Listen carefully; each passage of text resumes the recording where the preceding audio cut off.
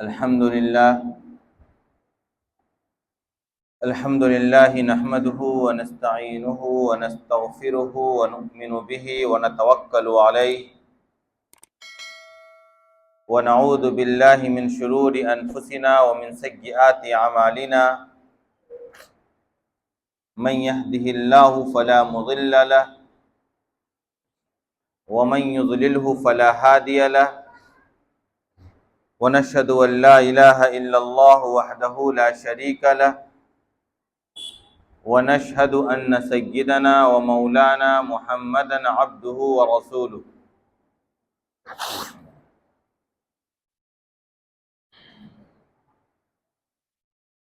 قال الله تبارك وتعالى الذين ينفقون أموالهم بالليل والنهار سرا وعلانية فلهم أجرهم عند ربهم ولا خوف عليهم ولا هم يحزنون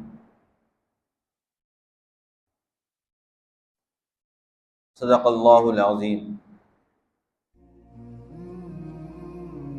محترم مصلیان کرام،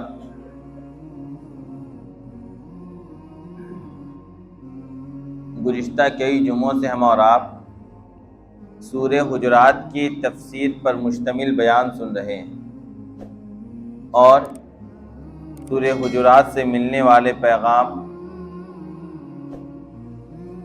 کو ہمارے درمیان بیان کیا جا رہا ہے تاکہ ہم اپنی سماجی اور معاشرتی زندگی کو بہتر سے بہتر بنا سکیں۔ ہم اور آپ جس سماج اور سوسائٹی یا معاشرے میں زندگی گزارتے ہیں وہاں بہت طرح کے مسائل ہوا کرتے ہیں۔ کبھی کچھ مسئلہ ایسا ہوتا ہے جو خالص ملی مسائل ہوتے ہیں، کبھی کوئی مسئلہ خالص دینی ہوا کرتا ہے، کبھی کوئی خالص مذہبی مسئلہ ہوا کرتا ہے، کبھی کوئی خالص معاشرتی مسئلہ ہوا کرتا ہے۔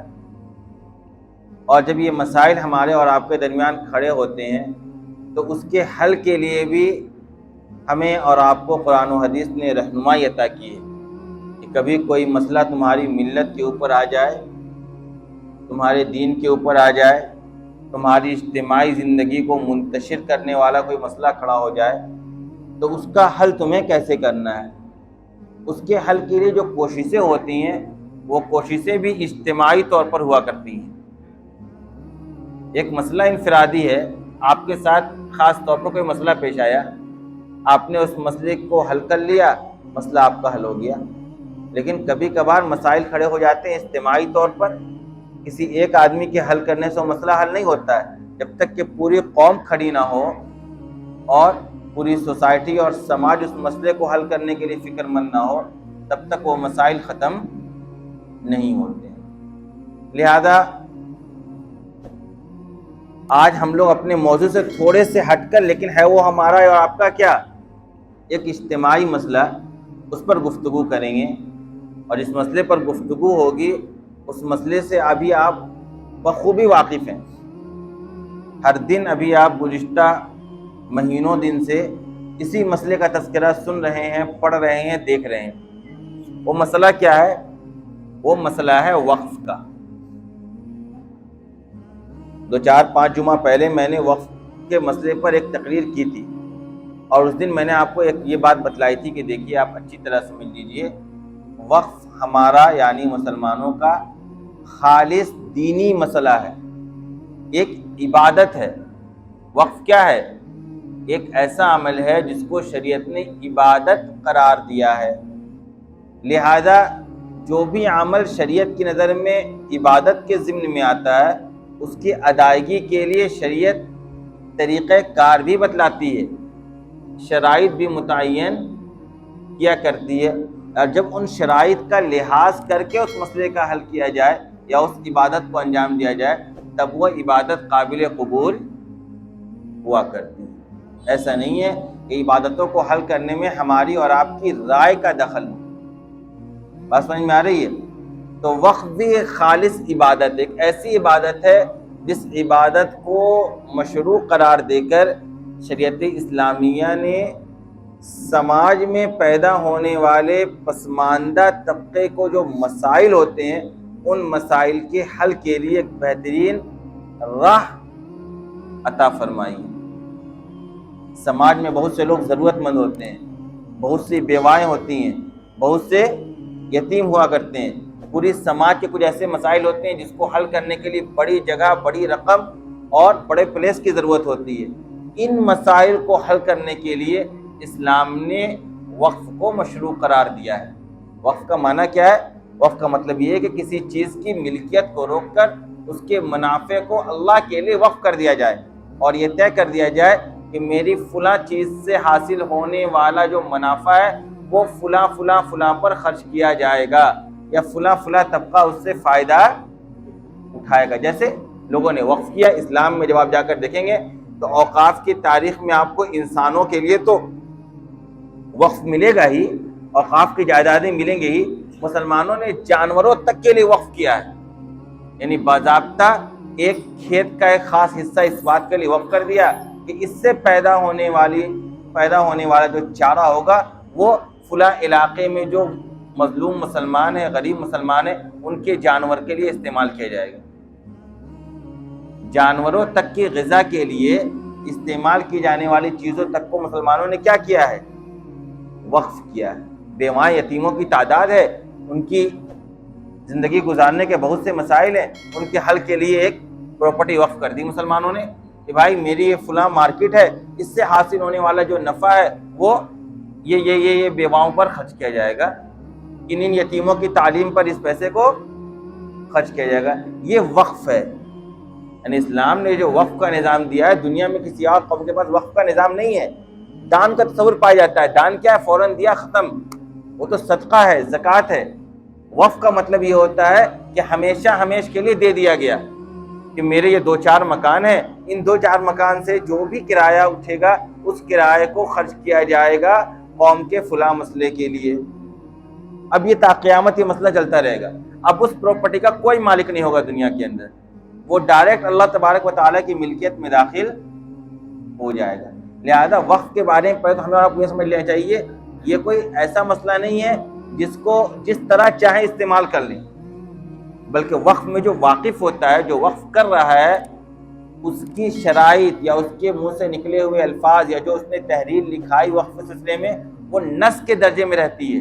مطلب یہ ہے کہ جیسے قرآن کریم نے ایک بات کہی نا، اور وہ بات بالکل اٹل ہے کہ قرآن نے ایسا کہا تو ایسا ہی ہوگا، وہی حال ہے وقف کا۔ میں وقف کرنے والا ہوں، اب میں نے واقف نے یہ کہہ دیا کہ بھائی اس مال سے جو فائدہ حاصل ہوگا وہ صرف اور صرف دھنباد میں موجود یتیموں کی تعلیم پر خرچ ہوگا۔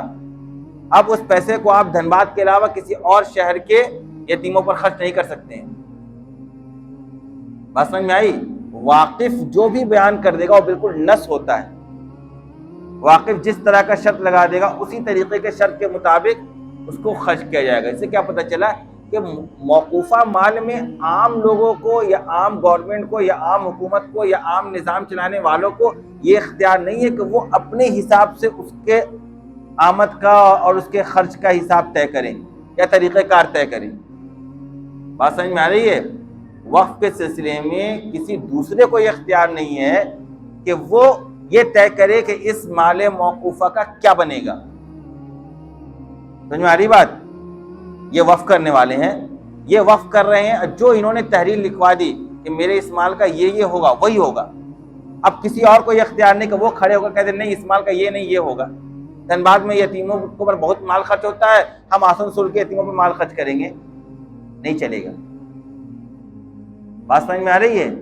یعنی واقف کی حیثیت نص کی ہوتی ہے، جس طریقے سے وحی سے کوئی بات ثابت ہوتی ہے اور اسی پر عمل کیا جائے گا، اسی طریقے سے وقف میں واقف کے قول اور عمل پر ہی فیصلہ کیا جائے گا۔ اس سے آپ یہ سمجھ سکتے ہیں، میں آپ کو جو سمجھانے کی کوشش کر رہا ہوں کہ وقف ایک ایسی عبادت ہے جس میں دوسرے کی نہیں چلتی ہے، چلے گی کس کی؟ واقف کی چلے گی۔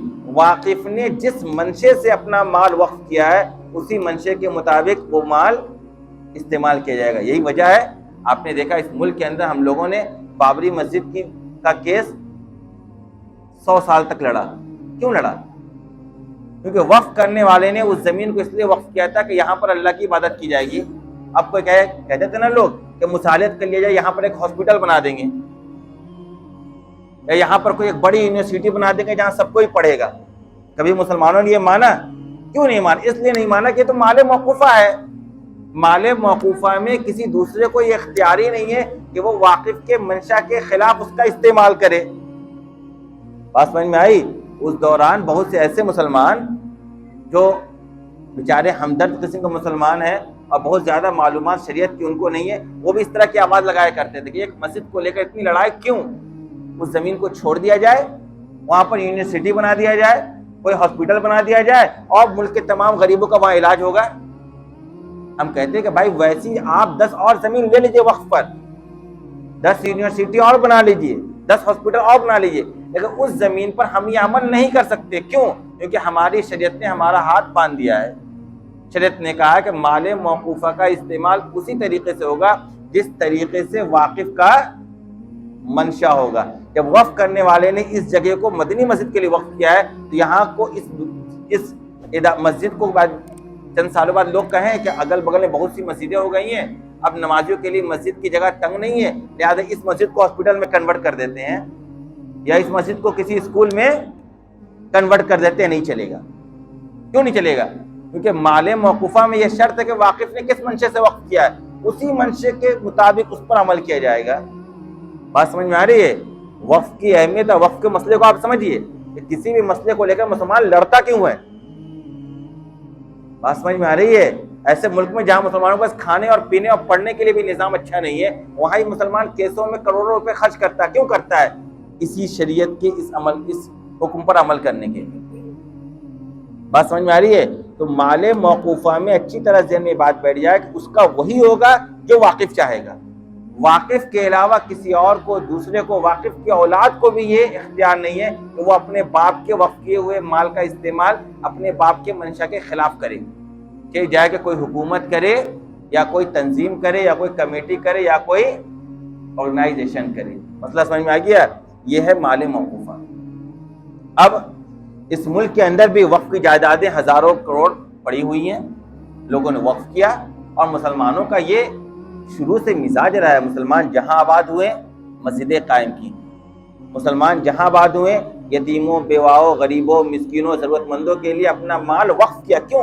کیونکہ قرآن نے حکم دیا لن تنالوا البر حتى تنفقوا مما تحبون. تم اس وقت تک نیک نہیں بن سکتے ہو جب تک اپنی پسندیدہ چیز کو اللہ کے راستے میں خرچ نہ کرو.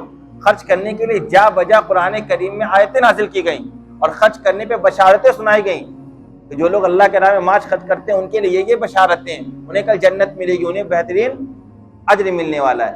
یہ ساری آیتیں, یہ ساری احادیث, زکوٰۃ کا نظام, صدقے کا نظام, یہ عشر اور خراج کا نظام, یہ پورا نظام اسلام نے دیا جس کی بنیاد پر مسلمان اپنی محنت کی کمائی کو اللہ کے راستے میں اللہ کی رضا کے لیے خرچ کیا کرتا ہے. اسی وجہ سے آپ کو وقف کے اتنے املاک دکھ رہے ہیں. تو آپ نیوز کے اوپر جائیں گے وہ ایک اعتراض کرتے ہیں کہ دنیا میں کئی ملکوں کا جو رقبہ ہے اس سے زیادہ وقف کی پراپرٹی اس ملک میں ہے.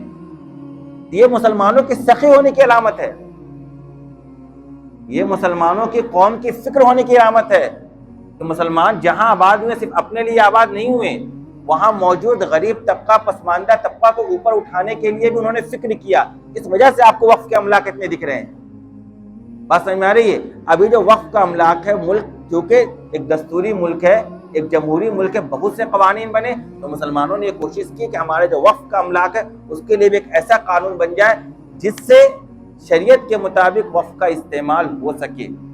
اور اس کے لیے مسلمانوں نے کوششیں کی, اور کوشش کر کے 2013 میں جو ایکٹ بنا اس سے سب سے بڑا فائدہ یہ ہوا کہ جو ناجائز قبضے تھے, آپ سوچتے ہو کہ اتنا وقف کے املاک ہے, ہمیں دکھتا ہی نہیں. مسلمانوں کے حالات اس سے زیادہ بدتر ہیں. سب سے زیادہ بھیک مانگنے والی قوم یہی دکھتی ہے ہمیں. ہر موقع پر دیکھیے مسجدوں میں اعلان ہو رہا ہے, رمضان آتا ہے دروازوں پر بھیڑ لگ جاتی ہے. آخر اتنا وقف کی پراپرٹی ان کو فائدہ کیوں نہیں پہنچایا جاتا ہے؟ فائدہ اس لیے نہیں پہنچ رہا تھا کہ پچھلے ملک کے آزاد ہونے کے بعد ان وقف املاک پر ناجائز قبضے ہو گئے تھے. ان قبضوں کو ہٹانے کے لیے وقف ایکٹ بنا تھا 2013 میں, اور اس کے بعد سے تیزی سے پراپرٹی بڑھی ہے. اب جب پراپرٹی بڑھی اور وقف بورڈ نے اپنا کیس دائر کیا کہ فلاں پراپرٹی بھی میری ہے, فلاں پراپرٹی بھی میری ہے, فلاں پراپرٹی بھی میری ہے, جب اس پہ جانچ پڑتال ہوا تو کاغذات نکلے اور وقف کے املاک نکلے تو اب گورنمنٹ کے پیٹ میں درد ہونا شروع ہو گیا کہ بھائی ایسے تو یہ پورا ملک لے لیں گے ہمارا، ایسے تو ساری پراپرٹی پہ اپنا قبضہ کر لیں گے، بتا دیں گے ہمارا قبضہ ہے، ہماری پراپرٹی ہے، لہذا کچھ ایسا کر دیا جائے کہ ان کے اختیارات کو روک دیا جائے۔ اس وجہ سے یہ وقف کا بل آیا اس ملک کے اندر 2024 کا۔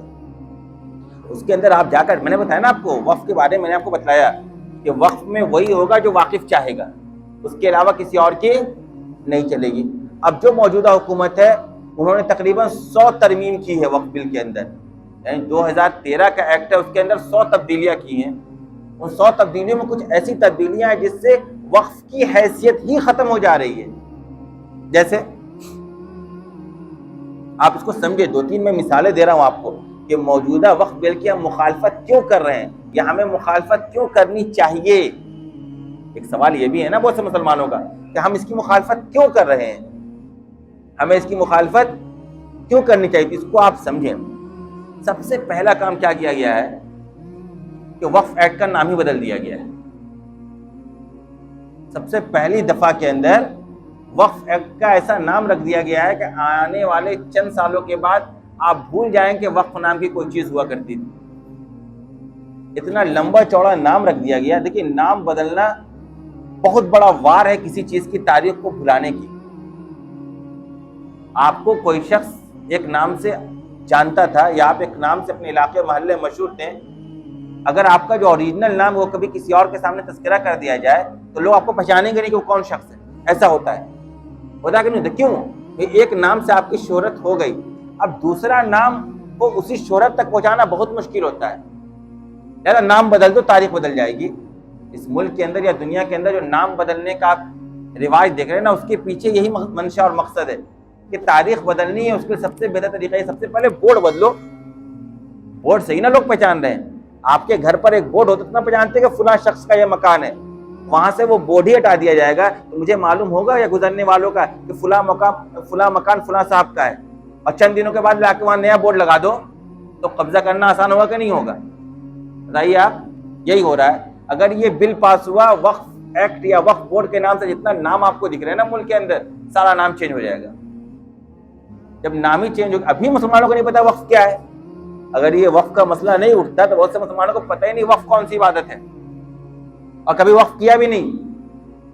حالانکہ آپ گاؤں دیہات میں جائیں گے تو آپ دیکھیں گے، آپ سنیں گے کہ قبرستان کے نام پر 50-50 بیگھہ زمین لوگوں نے وقف کر رکھا ہے، عیدگاہ کے نام پر لوگوں نے وقف، وہ آپ کے آباء و اجداد نے وقف کیا ہے، وہ جانتے تھے وقف کیا ہے۔ مسلمانوں کے ملی مسائل کے حل کے لیے سب سے بہترین راستہ کیا ہے؟ عید کا دن آتا، پوری گاؤں کو نماز پڑھنی ہے، اس کے لیے ایک جگہ کی ضرورت ہے کہ نہیں ہے؟ ہر ایک کو مرنے کے بعد قبر میں 2 گز زمین کی ضرورت ہے کہ نہیں ہے؟ تو زمین ہوگی قبرستان کی تب نہ آپ دفن کریں گے، اس کے لیے مسلمانوں نے وقف کیا۔ نماز پڑھنے کے لیے مسجد کی ضرورت ہے کہ نہیں ہے؟ تو مسجد کے لیے زمین وقف ہوگی تب تو مسجد بنے گی۔ بات سمجھ میں آ رہی ہے؟ کسی خاص شخص کی پراپرٹی ہوگی، ہوتا ہے بہت سے گاؤں میں چل جائیں ایک خاص خاندان کا قبرستان ملے گا، کسی دوسرے خاندان کے لوگ وہاں دفن نہیں ہو سکتے۔ تو کیا مسلمانوں کے جو دوسرے خاندان کے لوگ مریں گے ان کا جنازہ سڑے گا؟ ان کے لیے قبرستان چاہیے نا بھائی، اسی کے لیے وقف کیا گیا۔ یہ وقف ایک عبادت ہے، ایک ایسی عبادت ہے جس کے ذریعے سے اجتماعی مسائل کو حل کیا جا رہا ہے برسوں سے، سالہ سال سے۔ یعنی آپ گورنمنٹ کو شکر منانا چاہیے کہ مسلمانوں نے اس ملک میں کبھی گورنمنٹ سے یہ نہیں کہا کہ ہمیں قبرستان کے لیے زمین دیجیے، کبھی گورنمنٹ سے یہ نہیں کہا کہ ہمیں عید کی نماز پڑھنے کے لیے عیدگاہ دیجیے، کبھی گورنمنٹ سے یہ نہیں کہا کہ جمعہ کی نماز پڑھنے کے لیے ہمیں کیا دیجیے، آپ مسجد دیجیے۔ کبھی یہ مطالبہ سنا آپ نے؟ مسلمانوں نے اس کا انتظام خود کیا، اور جب یہ کام خود پبلک کرے گی تو گورنمنٹ کا بوجھ تو ہلکا ہوگا۔ گورنمنٹ کا بوجھ ہلکا نہیں ہو رہا ہے۔ اگر ہر شہر میں، ہر گاؤں میں مسلمان یہ کہنے لگے کہ بھائی ہمیں مرنے کے بعد تو قبر میں جانا ہے، جس طرح آپ شمشان گھاٹ کے لیے زمین دے رہے ہیں قبرستان کے لیے بھی زمین دے، کیا گورنمنٹ دے پائے گی؟ وہ ایک زمین نہیں ملے گی آپ کو جو گورنمنٹ نے دی ہوگی پورے ملک کے اندر۔ ہر زمین کو مسلمانوں نے خریدا اور وقف کیا ہے، ہر گاؤں کے اندر۔ یہ مسلمانوں کی بہت بڑی تاریخ ہے، یہ ایک عظیم عبادت ہے جس کو مسلمان انجام صدیوں سے دیتے چلے آ رہے ہیں۔ اب اس کے اوپر توڑ ہو رہا ہے اس ملک کے اندر۔ پہلی بات میں نے کیا بتلائی آپ کو؟ موجودہ وقف بل جو پیش کیا گیا ہے اس کے اندر پہلا کام کیا ہو رہا ہے؟ آپ کے نام کو ہی بدل دیا جا رہا ہے۔ دوسرا کام آپ جان لیں، اب تک ممبران ہوتے تھے وقف بورڈ میں مسلمان، اب کہہ دیا گیا کہ غیر مسلم ممبر ہو سکتے اور 2 غیر مسلم کا ممبر ہونا ضروری ہے۔ اب تک جو چیئرمین ہوتا تھا صوبائی طور پر، اسٹیٹ کے لیول کا جو چیئرمین ہوتا تھا، جو انچارج ہوتا تھا وقف بورڈ کا، وہ ڈپٹی سیکریٹری کے رینج کا ہوا کرتا تھا۔ اب اس ایکٹ کے اندر کہہ دیا گیا کہ چیف سیکریٹری کے رینج کا شخص ہونا چاہیے اس کا چیئرمین۔ اب بتائیے اس ملک کے اندر چیف سیکریٹری کے اسٹیٹس کا کتنے مسلمان افسران ہیں؟ کیا ہوگا؟ کل سے وقف بورڈ کا انچارج کون بن جائے گا؟ کوئی غیر مسلم۔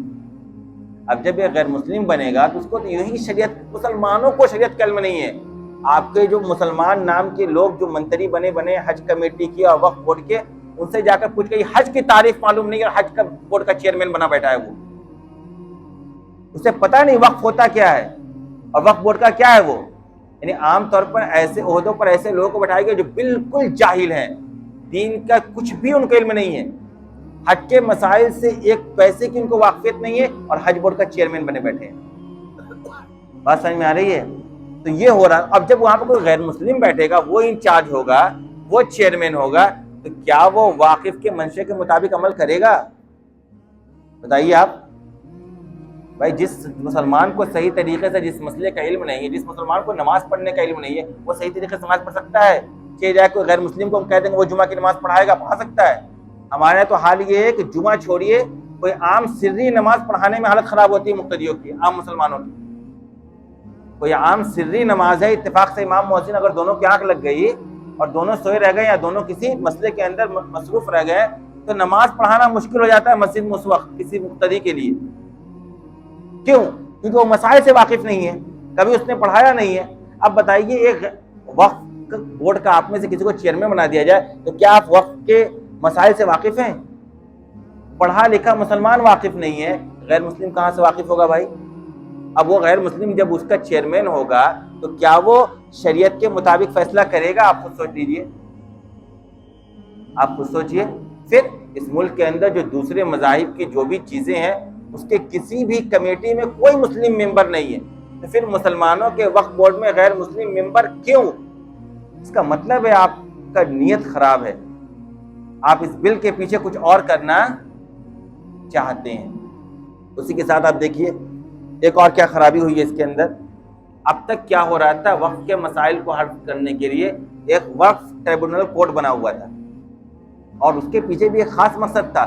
ملک کا جو نیالہ ہے اس کے اوپر بہت بوجھ ہے کیسوں کا، اس کیس کا بوجھ حل کرنے کے لیے وقف کے لیے الگ طور سے ایک کورٹ بنا دیا گیا۔ آج دیکھیے اس ملک کے اندر کیا ہو رہا ہے، خواتین کے ساتھ زیادتیاں ہو رہی ہیں، تو کیا اس ملک کے اندر یہ آواز نہیں اٹھ رہی ہے کہ خواتین کے ساتھ اگر زیادتیاں ہوں تو اس کے حل کے لیے کوئی ایک فاسٹ کورٹ بنایا جائے؟ ہو رہا کہ نہیں ہو رہا؟ کیوں؟ وہ جانتے کہ اگر وہی پروسیسر چلے گا، سیشن کورٹ سے لے کر ہائی کورٹ ہوتے ہوئے ہم سپریم کورٹ پہنچیں گے تو سال ہر سال ہو جائے گا انصاف ملتے ہوئے اس خاتون کو۔ اور اس ملک میں ہے 40-50 سال کے بعد جا کر ایک خاتون کو کیا مل رہی ہے؟ انصاف مل رہی ہے، خود بھی بوڑھی ہو گئی، اس کا شوہر بھی بوڑھا ہو گیا، کوئی مسئلہ حل نہیں ہوا۔ 50 سال پہلے اس نے دائر کیا تھا کہ ہمیں اپنے شوہر سے الگ ہونا ہے، 50 سال کے بعد فیصلہ آ رہا ہے، اس کا مسئلہ حل ہوگا؟ تو اسی وجہ سے کہہ رہے تھے وقف کیا بھی کیس اگر عام کورٹوں میں جائے گا تو اس کے حل میں ایک زمانے نکل جائیں گے، اور وہی رہا اس ملک کے اندر۔ لہذا فاسٹ طریقے سے ان کے مسائل کے حل کے لیے وقف ٹریبونل کورٹ بنایا گیا تھا۔ یہ بل کے اندر وقف ٹریبونل کو حکومت چاہتی ہے کہ ختم کر دیا جائے، ان کا بھی فیصلہ کہاں ہو، وہیں ہو، اور غیر مسلموں کے دماغ میں یہ پروپیگنڈا بھر دیا گیا کہ جب سب چیز کے لیے سپریم کورٹ ہائی کورٹ ہے تو ان کے لیے الگ کورٹ کیوں؟ ارے بیوقوف، یہ الگ کورٹ کو ان کے مفاد کے لیے نہیں ہے، اس نزاع اور لڑائی اور جھگڑے کو جلدی ختم کرنے کے لیے ہے۔ بات سمجھ میں آ رہی ہے؟ اس طرح کی بہت سی باتیں بہت تفصیل سے آپ کو بتائی جا سکتی ہے، ساری چیزیں موجود ہیں، آپ پڑھ بھی سکتے ہیں، وقت کافی نکلے گا اگر بتایا جائے تو۔ خلاصہ طور پہ آپ یہ سمجھ لیں کہ موجودہ وقف بل کے اندر ایسے دفعات شامل کیے گئے ہیں جس سے وقف کی حیثیت آنے والے دنوں میں ختم ہو جائے گی۔ جیسے ایک بنیادی طور پر ابھی تک مسئلہ یہ ہے کہ ایک زمین کو لے کر اختلاف ہو رہا ہے، وقف بورڈ سمجھتی ہے کہ ہماری زمین ہے اور قبضہ کسی اور کا ہے، تو وقف بورڈ کیس دائر کر کے لڑ کر اپنے ٹریبونل کورٹ میں اس کا فیصلہ کروا سکتی ہے۔ اب گورنمنٹ چاہتی ہے کہ نہیں، یہ کام ڈی سی کا ہوگا، جو ڈپٹی کلیکٹر ہوتا ہے, ڈی سی ڈی ایم جو ہوتا ہے, ڈسٹرکٹ مجسٹریٹ, اس کا کام ہوگا, وہ یہ کام کرے گی. اب بتائیے آپ, ہمارے یہاں جو ڈی سی اور ڈی ایم ہوتا ہے وہ سرکار کی طرف سے نامزد ہوتا ہے کہ نہیں ہوتا ہے؟ کس کا نمائندہ ہوتا ہے؟ وہ سرکار کا نمائندہ ہوتا ہے. سرکار باضابطہ کسی کو کسی اسٹیٹ کا, کسی ضلع کا نمائندہ اپنا ڈی سی اور ڈی ایم متعین کرتی ہے. اب جب وہ سرکاری نمائندہ ہے تو کیا اگر وقف بورڈ کا اور سرکار کا کسی زمین کو لے کر اختلاف ہے تو آپ اس ڈی سی کے بارے میں یقین کر سکتے ہیں کہ وہ انصاف کے مطابق اس کا فیصلہ کرے گا؟ بتائیے. اس ملک کا حال یہ ہے تو لوگ کہتے ہیں انصاف یہاں ہے ہی نہیں ہے کوٹوں میں. انصاف جس کو ملتا ہے, ملنے میں پوری زندگیاں گزر جاتی ہیں, اس کی کئی نسلیں گزر جاتی ہیں, تب جا کر کسی کو انصاف ملتا ہے. اب وہ ڈی سی ڈی ایم جو خود کس کا نمائندہ ہے؟ گورنمنٹ کا نمائندہ ہے, تو وہ کیسے وقف کے سلسلے میں انصاف سے فیصلہ کر دے گا کہ وقف کی زمین ہے یا نہیں ہے؟ اور جان لیجیے اس وقف بل میں یہ بات لکھی ہوئی ہے کہ اگر یہ وقف بل پاس ہو جاتا ہے تو 6 مہینے کے اندر تمام اوقاف کی پراپرٹیوں کو 80 رجسٹر کرانا ہوگا. اب 6 مہینہ آپ لائن میں لگ جائیں گے, پھر سے آپ کو 6 مہینہ تک ہر مسجد, مدرسہ, قبرستان, خانقاہ اور جو بھی وقف کی پراپرٹی اس کے کاغذ کو لے کر کہاں لگ جانا ہوگا؟ لائن میں لگ جانا ہوگا. اگر 6 مہینے کے اندر آپ نے نہیں کروایا دوبارہ تو پھر گورنمنٹ اپنا حق استعمال کرے گی. اب بتائیے یہ راہیں ہموار نہیں کی جا رہی ہیں آپ کے اوقاف کی جائیداد پر قبضہ کرنے کی یا نہیں؟ بتائیے آپ. یہ سب وہ طریقے ہیں جس کے ذریعے سے آپ کی جائیداد پر گورنمنٹ کا اختیار بڑھ جائے اور گورنمنٹ اپنے منشا کے مطابق پھر اس کے کا استعمال کرے. اور میں نے آپ کو بتلا دیا کیونکہ یہ میرے باپ کی زمین نہیں ہے, اس کا مالک اب کون ہے؟ اللہ تبارک و تعالیٰ ہے. اوقاف مملوکہ میں وہی ہوگا جو واقف چاہے گا, یا واقف نے جو شرط لکھ رکھی ہے اسی کے مطابق اس کا عمل ہوگا. آپ دیکھیں اس شہر کے اندر, میں مسجد کا نام نہیں لوں گا, ایک مسجد وقف کی پراپرٹی ہے, اس کا صدر کون ہوگا یہ باضابطہ واقف نے وصیت نامہ میں لکھ دیا ہے. اب اس کا نتیجہ یہ ہے کہ آج اس کا صدر ایک ایسا شخص ہے جس کو کچھ نہیں پتا بیچارے کو, لیکن چونکہ وہ اسی خاندان کا ہے اور لکھا ہوا ہے کہ میرے اولاد کی اولاد, اولاد کی اولاد کوئی نہیں ہوگا تو اس کا سالہ وہ نہیں ہوگا, تو اس کا آخری میں اس کے وصیت نامہ میں یہ لکھا ہے کوئی نہیں ہوگا تو جو اس ضلع کا ڈی سی اور ڈی ایم ہوگا وہ متولی ہوگا. سن لیں آپ. اب نتیجہ کیا ہوا اس کا کہ اس مسجد میں نماز پڑھنے والے ایک سے ایک پڑھے لکھے اور قابل قسم کے, دیندار قسم کے لوگ ہیں, لیکن صدر وہ ہے جس کو کچھ نہیں پتا ہے. کس بنیاد پر؟ اور سب کو قبول کر رہے ہیں. کیوں قبول کر رہے ہیں؟ کیونکہ واقف نے اس کی وضاحت کی ہے, اور واقف کی وضاحت پر ہی عمل کیا جائے گا, وہی نص ہوگا اس موقع پر. اسی بنیاد پر ہم اور آپ وقف کی اس بل کا کیا کر رہے ہیں؟ مخالفت کریں. اب مخالفت کیسے ہوگی؟ مخالفت کے بہت طریقے ہیں, لیکن اسٹیپ بائی اسٹیپ. ابھی جو چل رہا ہے وہ کیا چل رہا ہے؟ ابھی یہ چل رہا ہے کہ یہ بل جوائنٹ پارلیمنٹری کمیٹی کے ہاتھوں میں ہے, اس کو اپنی سفارشات پیش کرنی ہے, اور اس کا ایک پروسیجر ہے کہ جب بھی کوئی اس طرح کا بل آتا ہے تو وہ پبلک میں رائے طلب کرتی ہے کہ پبلک اپنی رائے دے. اب یہاں پر ایک بات ہمارا آپ کے ذہن میں چل رہی ہے نا, بہت سے مسلمان یہ سوچ رہے ہیں کہ بھائی غیر مسلم بھی بڑی تعداد میں اپنی رائے دے رہے ہیں, اور ظاہر سی بات ہے کہ اس ملک میں ہم 80-20 ہیں تو ان کی رائے ہم سے زیادہ ہی ہوگی. بات سمجھ میں آ رہی ہے؟ تو ہمارا تو یہ بل پاس ہو جائے گا. تو پہلے تو آپ یہ بات جان لیں کہ جے پی سی اس بل کو پاس کرنے کا اختیار نہیں رکھتی ہے. بل پاس ہوگا کہاں؟ پارلیمنٹ کے اندر. بات سمجھ میں آ رہی ہے؟ دوسری بات, بہت سے لوگ یہ کہہ رہے ہیں کہ مسلمانوں نے رائے قبول کرنے کو قبول ہی نہیں کرنا چاہیے, کیونکہ وہ جان رہے جب رائے دیں گے تو ان کی رائے زیادہ ہو جائے گی. تو یہ قبول نہیں کیا گیا, یہ جے پی سی کا پروسیسر کا حصہ ہے کہ وہ خود بخود کیا کرتی ہے؟ رائے مانگتی ہے. تیسری بات, یہ آپ نہ سمجھے کہ ان کی رائے زیادہ ہو جائے گی, آپ کی رائے کم ہوگی. کیوں؟ کیونکہ آپ جان لیجیے جتنا مسلم قوم کو اپنی مذہبی چیزوں سے وابستگی ہے اتنا دنیا کے اندر کسی اور قوم کو اپنی مذہبی چیزوں سے وابستگی نہیں ہے. اسی وجہ سے آپ جا کر دیکھ لیں گے دنیا میں دوسری قوموں کے یہاں سے مذہب مطلب اکثر نکل چکا ہے, ان کا پرسنل معاملہ بن کر رہ گیا ہے مذہب. لیکن مسلمانوں کا آج بھی اجتماعی معاملہ کیا ہے؟ مذہب ہے. ہم اپنے مذہب کو اپنی ہر چیز سے اوپر رکھتے ہیں. آج بھی اپنی مذہب کی حفاظت کے لیے, اپنے مذہب پر عمل کرنے کے لیے, مذہب کی حفاظت کے لیے, مذہب کو ترقی دینے کا جو کوششیں ہم کرتے ہیں وہ دوسری قومیں دنیا کے اندر نہیں کرتی ہیں. پچھلے دنوں میں یونیفارم سول کوڈ کے سلسلے میں لا کمیشن آف انڈیا نے بھی رائے مانگی تھی. آپ کو پتا ہے 65 لاکھ رائے پڑی تھی آپ کی, اور باقی دوسری قوموں کی رائے پڑی تھی 25 لاکھ. کتنی بڑی تھی؟ جبکہ UCC کوئی مسلمانوں کا ذاتی مسئلہ نہیں ہے، پورے ملک کا مسئلہ ہے، ہر کوئی رائے دے سکتا تھا، اس کے باوجود رائے آپ کی زیادہ پڑی. تو یہ تو خالص آپ کا مذہبی مسئلہ ہے وقف کا، لہذا آپ اپنی رائے دیں. یہ رائے دینے کا وقت ہے، صرف آج آخری ڈیٹ ہے. اس کے بعد پھر اور اسٹیپ کیا بنے گا؟ گورنمنٹ کا رخ دیکھا جائے گا. دیکھیے رائے کیوں دی جا رہی؟ کل یہ مسئلہ کورٹ کے اندر جائے گا، بالکل جانا ہے. اگر یہ مسئلہ پارلیمنٹ سے پاس ہو جاتا ہے تو یہ مسئلہ کورٹ میں چیلنج ہوگا. جب کورٹ میں ہوگا تو کل آپ سے جج پوچھ سکتا ہے کہ کل جب آپ سے JPC نے رائے مانگی تھی تو آپ نے رائے کیوں نہیں دی. یہ سوال ہو سکتا ہے کہ نہیں ہو سکتا ہے؟ لہذا اس سوال کے جواب دینے کے لیے بھی آج آپ کو رائے دینا کیا ہے؟ ضروری ہے. مسئلہ سمجھ میں آ رہا؟ آج آپ کو رائے دینا اس لیے بھی ضروری ہے تاکہ کورٹ میں آپ اپنی رائے کی کاپی بھی پیش کر سکیں کہ دیکھیے. اور جب آپ رائے دیتے ہیں نا، رائے کا مطلب یہ احتجاج. جب ایک بڑی تعداد میں کروڑوں میں احتجاج ہوگا تو ملک کے اندر موجود جو پارٹی حکومت چلا رہی ہے اس کے اوپر دباؤ بنے یا نہ بنے، اس کے علاوہ جتنی اس کی حلیف پارٹیاں ہیں، اپوزیشن پارٹیاں ہیں، یا وہ پارٹیاں جو الیکشن کے موقع پر مسلمانوں سے ووٹ مانگنے کے لیے ان کے در پر پہنچتی ہیں، ان پر دباؤ تو پڑے گا ہی پڑے گا. اور اس سے ان کو بھی اندازہ ہوگا کہ مسلمان اس سیاہ بل کے کیا ہیں؟ خلاف ہیں. اور ہمارا آپ کا کام صرف کوشش کرنا. آپ جان لیجئے فیصلہ اللہ تبارک و تعالیٰ کے ہاتھ میں. جب بھی کوئی مسئلہ آئے گا ہمیں کوشش کرنی ہے. ہم اپنی کوئی کوشش چھوڑیں گے نہیں کسی بھی صورت میں. زندہ قومیں اپنی کوشش کو چھوڑتی نہیں ہیں. جو زندہ قومیں ہیں وہ آخری حد تک کوشش کرتی ہیں تاکہ ہم اپنے آپ کو کیا کر سکیں؟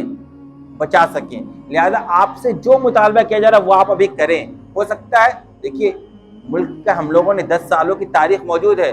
اس سے پہلے بھی کچھ خاص کمیونٹی کے لیے کچھ قوانین آئے، وہ پاس کیسے ہوا، وہ رد کیسے ہوا، وہ ہم نے اور آپ نے دیکھا ہے. مہینوں مہینوں لوگ سڑکوں پر گزارے ہیں، لاٹھیاں کھائی ہیں، تب جا کر کوئی قانون واپس ہوا ہے. آپ نے سمجھا آسانی سے آپ کا قانون واپس ہو جائے گا، لیکن جیسی کوشش ہو رہی ہے ابتدائی آپ اس میں بڑے آہستہ آہستہ کر کے انشاءاللہ آگے جیسا وقت آئے گا آپ کھڑے ہوں گے. اور آپ کو کھڑا ہونا ہوگا اس ملک کے اندر. اگر آپ کو دیکھیے وقت کی پراپرٹی آپ نہیں بچائیں گے، میں بتا رہا ہوں نا آپ کو، کل پھر آج آپ اس حکومت سے کچھ چیزوں کے محتاج ہے تو آپ کو دے نہیں رہی ہے. تعلیم کا سارا نظام کس کے ہاتھ میں ہے؟ گورنمنٹ کے ہاتھ میں. آپ کے بچوں کو اسکالرشپ دینے کو تیار نہیں ہے. آپ کے محلے میں اچھی یونیورسٹی، اچھا کالج کھولنے کو تیار نہیں ہے. آپ سڑک کے محتاج ہیں. آپ کے محلوں میں سڑک کا حال برا ہے، آپ کے محلوں میں لائٹ کا حال برا ہے، بجلی کا حال برا ہے، پانی کا حال برا ہے. جو بنیادی ضرورتیں ان کے ہاتھ میں تھی وہ آپ کو نہیں دے رہے ہیں. تو کل جو خالص آپ کی ضرورت ہوگی، قبرستان کی، مسجدوں کی، عیدگاہ کی، خانقاہوں کی، اس ضرورت کے لیے وہ آپ کو زمین دے دیں گے. آپ یہ سوچ رہے ہیں کہ اس خواب غفلت میں مت رہیے گا. یہ کام آپ کو خود کرنا ہوگا. اور مسلمانوں نے ہر جگہ اپنا کام خود کیا ہے. آج بھی اتنا بڑا نظام اس ملک کے اندر جو چل رہا ہے، میں کہا نا یہ ساری چیزیں جو آپ کو دکھ رہی ہیں پراپرٹی، آج یہ کہتے ہیں کہ ان کی 8 لاکھ سے لے کر 1000 کروڑ تک کیا ہے پراپرٹی ہے. تو یہ پراپرٹی کہاں سے آئی ہے؟ کسی گورنمنٹ سے ہم نے بھیک مانگی ہے کیا؟ یہ پراپرٹی ہمارے آباء و اجداد نے وقف کیا ہے، تب ہمارے پاس ہے. ہم نے اپنا مال دیا ہے، یہ ہمارا مال ہے. اس تو مال کی حفاظت کی ذمہ داری بھی ہماری ہے. اگر ہم نہیں حفاظت کریں گے تو کوئی دوسری قوم آپ کی حفاظت کے لیے کھڑی نہیں ہوگی. بات سمجھ میں آ رہی ہے؟ لہذا آپ کو رائے دینا ہے.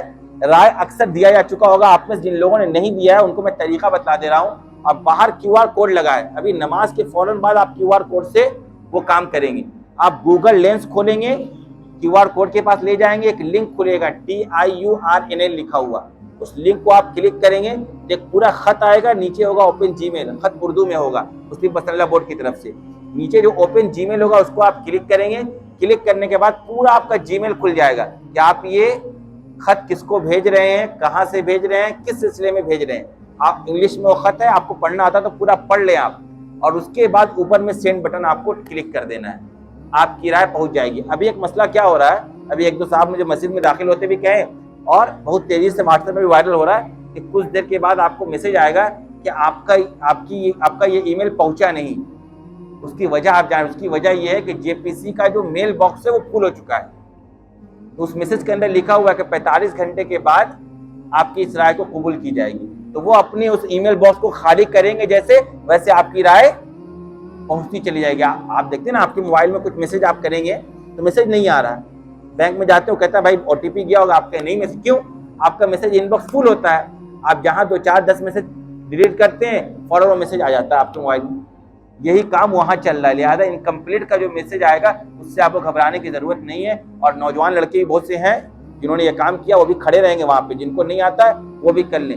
آج آخری تاریخ ہے، آپ یہ ای میل بھیج دیں. اتنی آپ سے کیا ہے گزارش ہے. پورے ملک میں مسلمانوں سے یہ گزارش کی جا رہی ہے آج کے جمعہ کے دن. اسی وجہ سے تھوڑا وقت بھی آپ کا کیا لے لیا گیا، زیادہ لے لیا گیا. اللہ تبارک و تعالی ہم سب کو ان سب باتوں پر عمل کرنے کی توفیق عطا فرمائے.